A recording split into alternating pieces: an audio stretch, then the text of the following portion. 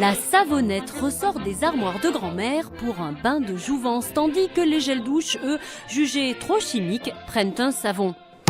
Du coup, il se fait mousser parce qu'il est garanti 100% naturel. Le véritable savon de Marseille et son secret de fabrication bien gardé. Garant d'une tradition séculaire, Michel Bianconi est l'un des derniers maîtres savonniers de France. Plus c'est cuit, plus c'est mieux. Un sorcier qui veille jalousement depuis 30 ans sur ses chaudrons et sur ses ingrédients de base. La composition du savon reste toute naturelle puisqu'il n'y a aucun additif. Là, automatiquement, il n'y a que du grignon d'olive. Après, quand je l'incorpore dans mon chaudron, là-bas, j'en fais de la pâte. Pas d'additifs, ni parfum, ni colorant, mais un savoir-faire délicat, car le savon, c'est toute une science. Je vais mesurer la texture de la soude pour voir son taux et le sel. Et bien sûr, une recette dont on ne saura rien. Et d'une l'expérience, et de deux, l'amour du savon de Marseille. Un amour pour l'authentique et la simplicité que partagent les consommateurs. Pour séduire, le gros cube a changé de forme. Savon liquide, lessive ou produit ménager, il occupe désormais une bulle du marché. Non, dans les savons, madame, vous trouverez vraiment que 4 ingrédients, de l'eau, de la soude, du sel et de l'huile. Sur leur site de vente en ligne ou en boutique, les fabricants communiquent tous azimuts sur les vertus de leurs produits.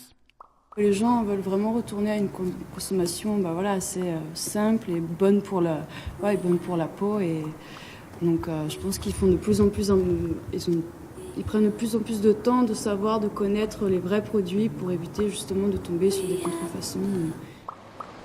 Dans cette savonnerie familiale, rachetée par un repreneur belge, le marketing a fait peau neuve.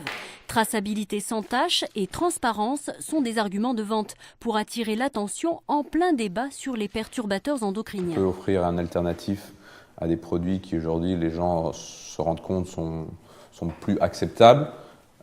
Et nous, on est un peu là à se lever la main en disant mais écoutez les gars, on est là depuis 300 ans et on a un produit qui marchait déjà à l'époque et qui marche encore aujourd'hui. Donc, comme les générations précédentes l'ont fait, revenez et voyez pourquoi ça avait un tel succès à l'époque. Du temps de son arrière-grand-père, le savon de Marseille vivait son âge d'or et a fait les beaux jours de l'entreprise familiale. Julie Bousquet-Fabre est l'héritière de la plus ancienne savonnerie de France. Bonjour Alain. À la tête d'une trentaine de salariés, elle boycotte la production de masse et la grande distribution. Son credo, la défense du fameux procédé marseillais, 10 jours de cuisson en chaudron. C'est comme un volcan en éruption, c'est captivant. Je pense qu'ici, tout le monde est passionné par un savoir-faire et un produit qui est unique. Son maître savonnier a le goût du savon de Marseille jusque dans la bouche.